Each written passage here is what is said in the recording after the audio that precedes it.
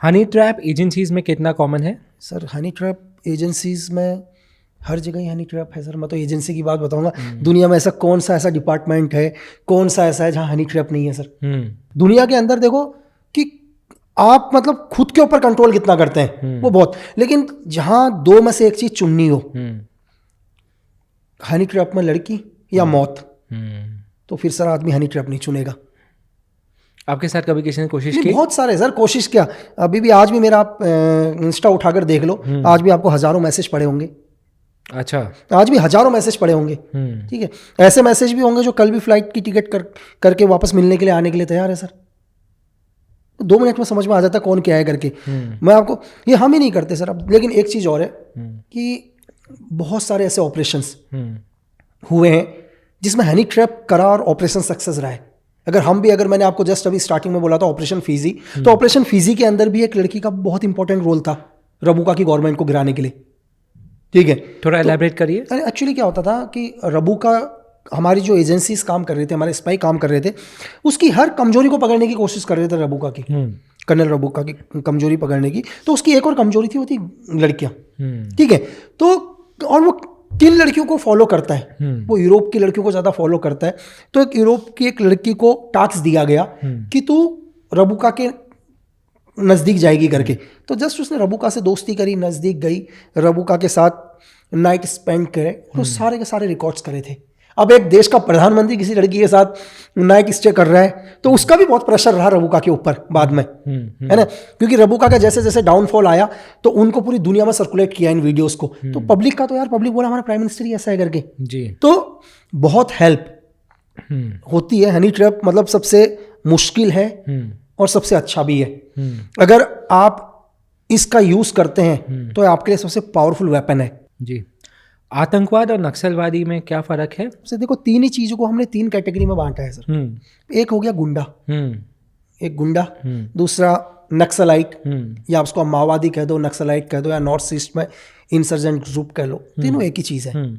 गुंडे के बारे में हम पहले बताते हैं, गुंडे की जो परिभाषा है सर, अगर जो मैं थ्योरी के ऊपर जाऊंगा, थ्योरी में क्या है, समाज का एक बहुत तुच्छ व्यक्ति सर, जो अपने फायदे के लिए आम जनता के दिल में दहशत पैदा करता है, वो अपने निजी फायदा, उसका कोई भी हो सकता है, पैसा भी हो सकता है, अपना दबदबा हो सकता है, वो एक गुंडे की परिभाषा है सर। समाज का व्यक्ति है ना सर, अपने चंद फायदे के लिए लोगों को डरा रहा है, धमका रहा है, पैसा वसूल कर रहा है, एक गुंडा। अब यहाँ पर आते हैं नक्सलाइट सर। नक्सलाइट क्या है कि अपने ही देश का वो नागरिक है सर जो अपने प्रेजेंट गवर्नमेंट के खिलाफ वेपन उठाता है अपने अधिकारों को मनाने के लिए। उसका पब्लिक से मतलब नहीं है। अगर हम नक्सलाइट के ऊपर जाएं तो जो उनका स्टार्टिंग का मोटो था या सोच थी उनकी, वो थी कि हमारी मांगों को पूरा करो। और मांग कौन पूरी करेगा सर? वो तो गवर्नमेंट ही करेगी ना, पूरी करेगी। तो उन्होंने क्या किया, नक्सलाइट का क्या है कि अपने प्रेजेंट गवर्नमेंट के खिलाफ उन्होंने वेपन उठा लिया, वो नक्सलाइट है सर। वो सिर्फ बात करते हैं गवर्नमेंट के साथ कि हमारी ये मांग और इस मांग को आप पूरी करो करके, लेकिन उसके लिए वो हमारे देश का नागरिक होगा सर नक्सलाइट में। अब हम आते हैं टेररिस्ट। अगर टेररिस्ट की परिभाषा आप सुनो तो टेररिस्ट क्या है कि किसी भी देश की मिलिट्री के द्वारा ट्रेंड वह व्यक्ति है ना जो दूसरे देश के अंदर जाके वहां की इकोनॉमी को क्रश करने की हिम्मत रखता है सर जी। अब मैं आपको वैसे समझाऊं, दाऊद इब्राहिम टेररिस्ट है, बाद में टेररिस्ट बना है सर। पहले स्टार्टिंग में दाऊद एक गुंडा, गुंडे के बाद एक टेररिस्ट में कन्वर्ट हुआ है बाद में। ठीक है, बाद में जब उसने क्या कहते हैं, देखो मैंने आपको बताया कि कहीं ना कहीं जो टेररिस्ट होगा उसका कनेक्शन दुनिया की किसी मिलिट्री से होगा सर जी। मतलब 100% दुनिया की किसी ना किसी आर्मी मिलिट्री ऑर्गेनाइजेशन के अंदर डायरेक्ट या इनडायरेक्ट तरीके से उसका क्या होगा, कनेक्शन होगा, वो टेररिस्ट है। मतलब आप ये नहीं कह सकते गुंडा जो है, इस गुंडे का कनेक्शन नहीं होगा किसी मिलिट्री से डायरेक्ट या इनडायरेक्ट तरीके से, एक नक्सलाइट का भी कनेक्शन नहीं होगा डायरेक्ट या इनडायरेक्ट तरीके से, लेकिन एक टेररिस्ट का कनेक्शन डायरेक्ट या इनडायरेक्ट दुनिया की किसी ना किसी आर्मी के साथ होगा। फॉर एग्जाम्पल आप दाऊद को बोलते हो, दाऊद 1993 से पहले गुंडा ही था जी। एक आप अंडरवर्ल्ड बोल दो, डॉन बोल लो, ठीक है, सेम चीज। लेकिन 1993 के बाद कहीं ना कहीं उसका डायरेक्ट इनडायरेक्ट तरीके से कनेक्शन आईएसआई के साथ आया ना सर जी। आ गया, चाहे डायरेक्ट आया चाहे इनडायरेक्ट तरीके से आया, यानी कि आईएसआई यानी कि पाकिस्तान आर्मी का एक पार्ट जी। सेम आईएसआई तो पाकिस्तान आर्मी का एक पार्ट ही है, तो कहीं ना कहीं उसका कनेक्शन पाकिस्तान आर्मी के साथ आया। तो ये तीनों में ये डिफरेंट है सर। कभी मिले आप या कभी बात हुई दाऊद इब्राहिम से? नहीं, दाऊद से मेरी कभी बात नहीं हुई सर। डायरेक्ट दाऊद के साथ तो नहीं रहे, है ना, लेकिन उसके इनडायरेक्ट तरीके में जो भी सर्कल है उन सर्कल के साथ कंटिन्यू टच होने की कोशिश करी।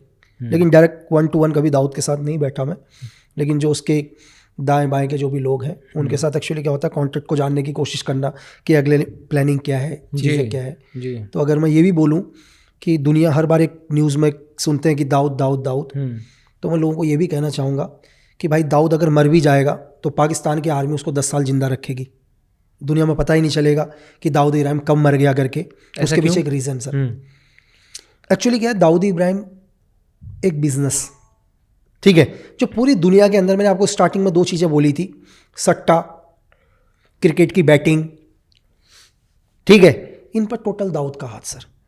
अब फॉर एग्जाम्पल के लिए अगर कल दाऊद मर गया, दाऊद मर गया तो पाकिस्तान की आर्मी कभी बोलेगी नहीं कि दाऊद मर गया, क्योंकि रीज़न क्या है, दाऊद हो गया एक बॉस, हजारों लाखों लोग उसके नीचे काम कर रहे हैं। बॉस मर गया तो लोग धंधा कैप्चर कर लेंगे ना सर। अगर पाकिस्तान आर्मी बोलती है कि दाऊद मर गया, या पाकिस्तान कहीं से न्यूज़ आती है दाऊद मर गया, तो लोग तो धंधा खुद ही कैप्चर कर लेंगे कि क्यों आगे पैसा देना भाई, बॉस तो मर चुका है। लेकिन बॉस को मरने के बाद भी 10 साल जिंदा रखेंगे सर, ठीक है, लोगों को पता ही नहीं चलेगा, क्योंकि देखो पाकिस्तान तो हमेशा डिले करता है ना कि दाऊद वहाँ है ही नहीं करके, तो पाकिस्तान तो वैसे भी कभी नहीं बोलेगा कि दाऊद मरा है करके जी। तो बहुत सारे लोग अलग अलग बातें करते हैं, चीज़ें करते हैं। अभी बीच में फिर से खबर, बीच में अभी एक न्यूज़ और आई थी बीच में कि दाऊद ये वो कि हॉस्पिटल में ये था करके।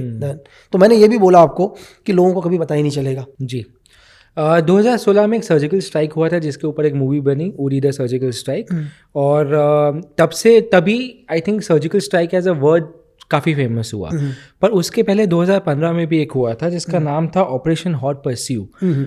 इसके बारे में अगर कुछ बताइए, और कैसे कनेक्टेड थे आप? सर एक्चुअली क्या था, ये ऑपरेशन से पहले क्या था, इस पर भी मैंने आपको बोला कि जस्ट मेरी जो भी एक बुक आ रही है नेक्स्ट, उस बुक में भी एक चैप्टर है इसका, कि नॉर्थ ईस्ट के अंदर क्या हुआ था ना सर, नॉर्थ ईस्ट के अंदर बहुत सारे ऐसे मिलिटेंट ग्रुप थे, या इंसर्जेंट ग्रुप थे बहुत सारे, जिनको हमारी आर्मी ने बिल्कुल लगभग ख़त्म ही कर दिया था।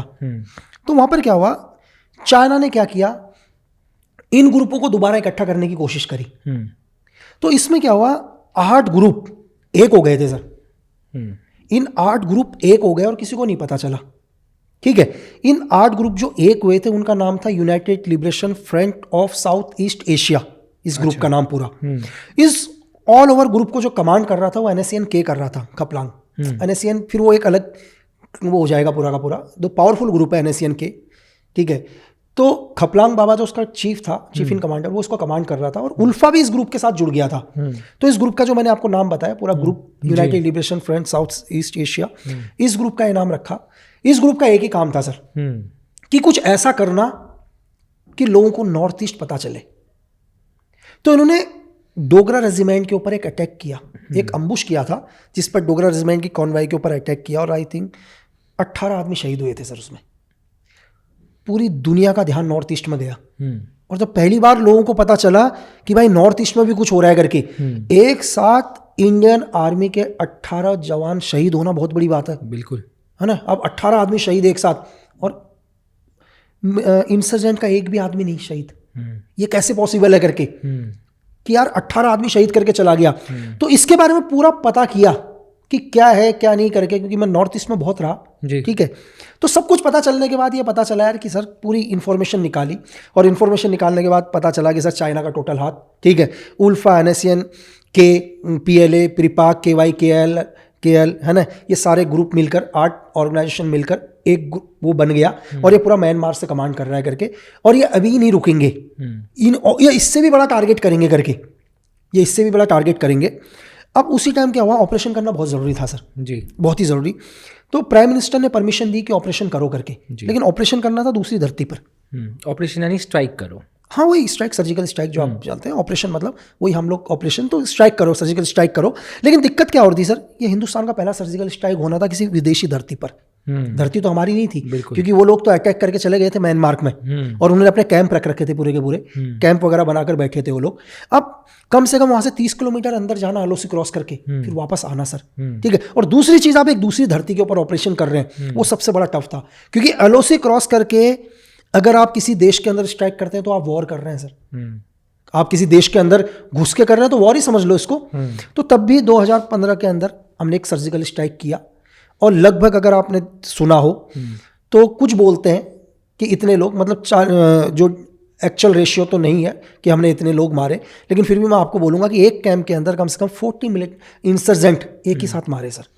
40 एक ही साथ। और इतना प्रेशर पड़ा इस ऑपरेशन का, इतना प्रेशर पड़ा कि बाकी सबने सरेंडर कर दिया। अच्छा, मतलब सारे, मतलब आप क्या कहते हैं, NSCN के बोलो, ठीक है, PLA बोलो, उल्फा बोलो, सब लोग सरेंडर हो गए, सबने सीज फायर कर लिया इंडियन गवर्नमेंट के साथ। ये इतना वो ऑपरेशन था, इतना पावरफुल ऑपरेशन था कि उनको लगा कि भाई यहीं घुस के मार दिया ना तो हमें चाइना बचा पाया, ना हमें म्यांमार बचा पाया, ठीक है, तो इंडिया ने यहाँ पर आके मार के घुसा तो हम कहीं सेफ नहीं है करके, ठीक है, तो बाकी ने सबने सरेंडर कर दिया सर।